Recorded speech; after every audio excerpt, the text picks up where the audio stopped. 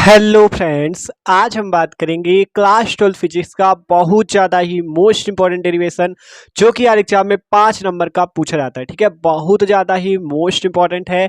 De Broglie तरंग दैर्ध्य के लिए समीकरण। ठीक है, डी ब्रोगली तरंग दैर्ध्य के लिए समीकरण का व्यंजक आज की वीडियो में हम लोग देखेंगे और एग्जाम के लिए मोस्ट इंपॉर्टेंट है। ठीक है, आपके एग्जाम में भी पक्का आ सकता है। तो यार प्लीज़ वीडियो को शुरू से लेकर आखिर तक जरूर देखना, एकदम मस्त तरीके से समझेंगे, एकदम आसान डेरिवेशन है और 5 नंबर का या 3 नंबर का पूछा जाता है। ठीक है, तो वीडियो को आखिरी तक देखते रहना। तो चलो बात करते हैं डी ब्रोगली तरंग दैर्ध्य के लिए समीकरण का व्यंजक। ठीक है, आप देखो देखते हैं इसे।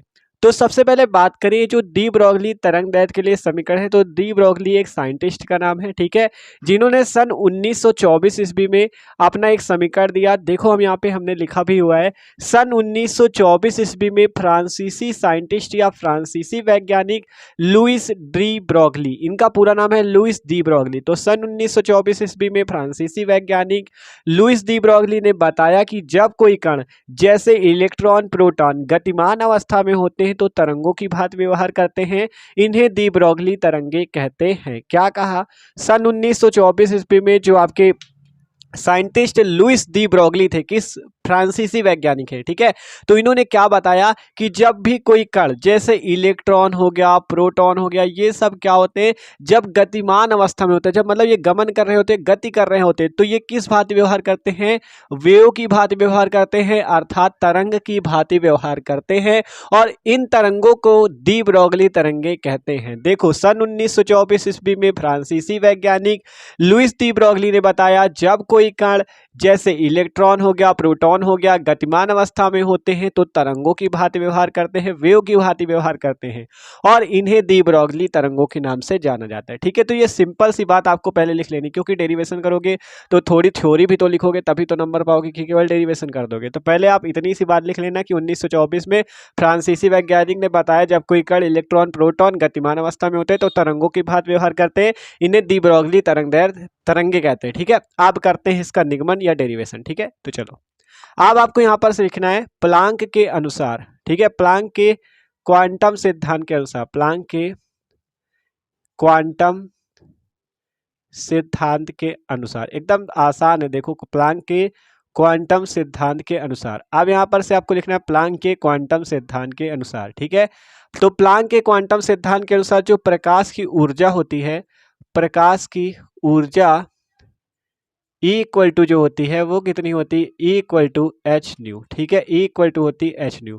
ठीक है, तो ये जो आपकी प्लांक के क्वांटम सिद्धांत के अनुसार जो ऊर्जा E इक्वल टू होती है ये एच न्यू होती है, इसे मान लेना आपको समीकरण नंबर 1। ठीक है, आइंस्टीन के अनुसार, सॉरी, प्लांक के क्वांटम सिद्धांत के अनुसार जो प्रकाश की ऊर्जा होती है E इक्वल टू होती है एच न्यू। ठीक है, जहां एच आपका है प्लांक नीतांक, एच को क्या कहते हैं? प्लांक नीतांक कहते हैं या प्लांक कांस्टेंट कहते हैं, और न्यू आपका क्या है? इसे कहते हैं आवृत्ति या इंग्लिश पे कहें तो फ्रीक्वेंसी के नाम से जानते हैं। ठीक है, और ई आपकी क्या है? ऊर्जा है। तो ऊर्जा ई इक्वल टू होता है एच प्लांक नीतांक न्यू आवृत्ति। तो सिंपल आपको पहली लाइन लिखना है प्लांक के क्वांटम सिद्धांत के अनुसार E equal to H nu, जहां एच प्लांक नीतांक न्यू आवृत्ति है। ठीक है, अब यहां पर से लिखते हैं माना कण, देखो लिखते हैं माना कण का द्रव्यमान एम, माना कण का द्रव्यमान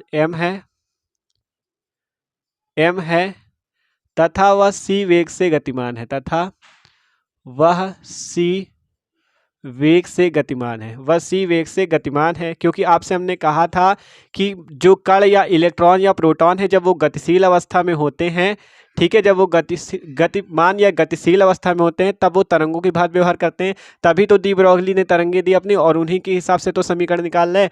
तो वही लिखना है माना कण का द्रव्यमान m तथा उसका वेग, तथा उसका वेग, ठीक है, तथा उसका, देखो माना कण का द्रव्यमान m है तथा c वेग से गतिमान है। ठीक है, यही डायरेक्ट लिखे रहो, तथा वह c वेग से गतिमान है। ठीक है, तो सिंपल इतनी बात हुई।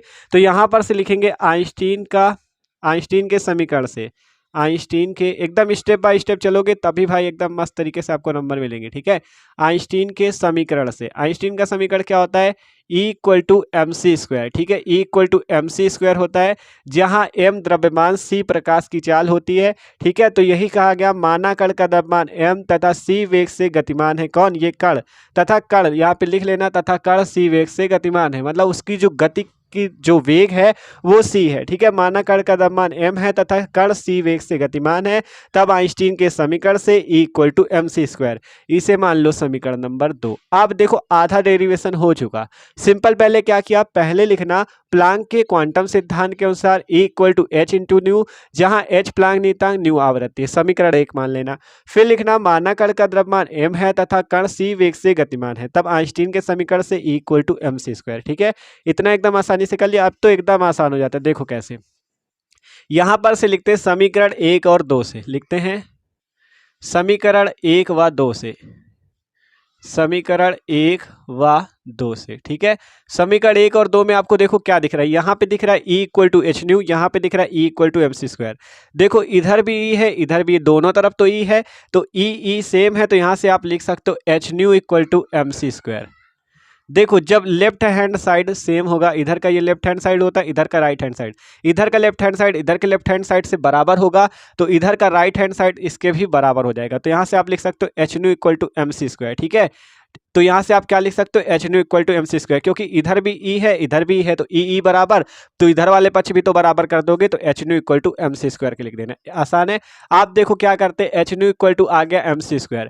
अब एक फॉर्मूला होता है, देखो अगर यहाँ से हम किसका मान निकाल लें, अगर हम यहाँ से मान निकाल ले m का मान निकाल ले तो क्या आ जाएगा, एच न्यू अपॉन c²। ध्यान से देखो, यहाँ से c² को हमने इसके नीचे भेज दिया, तो m इक्वल टू हो गया एच न्यू अपॉन c²। ठीक है, इतना आ गया। अब इसे कैसे सॉल्व किया जाए, तो देखो एक फॉर्मूला होता है न्यू इक्वल टू, न्यू क्या थी, न्यू थी आवृत्ति, न्यू इक्वल टू होता है c upon lambda, nu equal to होता है c अपॉन लैम्डा, यहाँ किनारे लिख लेना, न्यू इक्वल टू होता है c अपॉन लैम्डा, जहाँ न्यू क्या है, न्यू है आवृत्ति, c क्या है, c वेग है, लैम्डा क्या है, तरंग दैर्ध्य है। तो जहाँ पे न्यू है वहाँ पे आप c अपॉन लैम्डा लिख सकते हो। ठीक है, फॉर्मूला याद कर लो, nu equal to c upon lambda, जहाँ न्यू आवृत्ति, c वेग और लैम्डा तरंग दैर्ध्य है, तो न्यू की जगह हम लिख देंगे c अपॉन लैम्डा। तो m equal to h, nu की जगह क्या लिखोगे, c अपॉन लैम्डा, और यहाँ बटे में पहले से c² था, देख लो ध्यान से, h अपॉन c², और न्यू की जगह मान रख दिया c अपॉन लैम्डा। ठीक है, h अपॉन c² पहले से था, न्यू की जगह c अपॉन लैम्डा।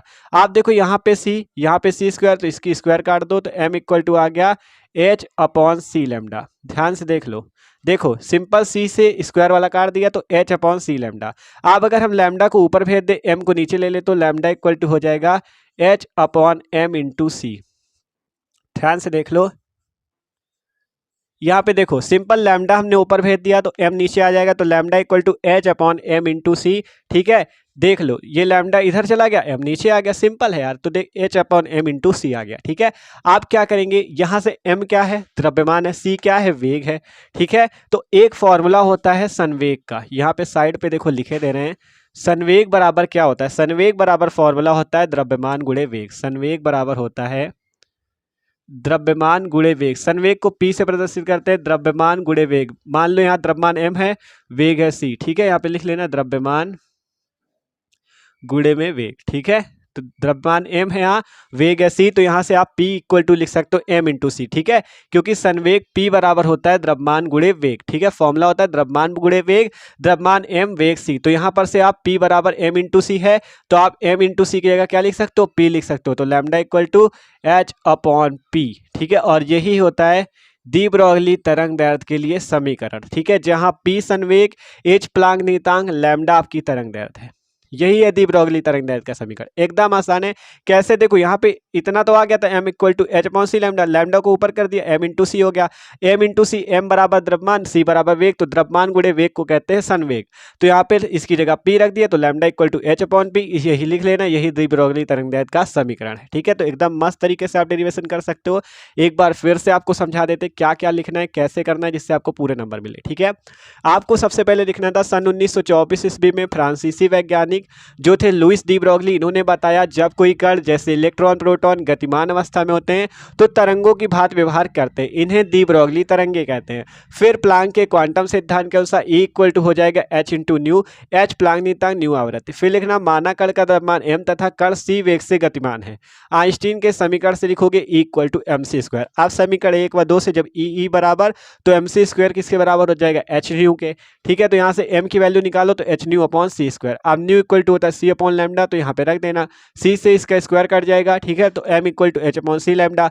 आप जो यहाँ से लैम्डा ऊपर ले लो, एम नीचे ले लो, तो lambda equal to H upon m into c, ठीक है। आप पी बराबर होता है द्रव्यमान गुणे वेग, पी क्या है संवेग, ठीक है। तो यहाँ पे एम इंटू सी की जगह रख देना पी, और यही आपका दी ब्रोगली का तरंग समीकरण है, lambda equal to H upon P. एकदम मस्त तरीके से डेरिवेशन कर सकते हो और आपके 5 नंबर पक्के हो चुके। तो स्क्रीनशॉट अगर ना लिए हो तो ले लो, और यार अगर चैनल पर हो तो सब्सक्राइब जरूर कर देना, ठीक है। और वीडियो को भी लाइक कर लेना। आपको डिस्क्रिप्शन में प्लेलिस्ट मिल जाएगी, क्लास 12 फिजिक्स, केमिस्ट्री और भी हिंदी के जो जीवन परिचय होते हैं उसकी भी प्लेलिस्ट मिल जाएगी, आसानी से जाके वीडियो चेक कर सकते हो। तो okay, thanks for watching this video. मिलते हैं किसी अगले वीडियो पे।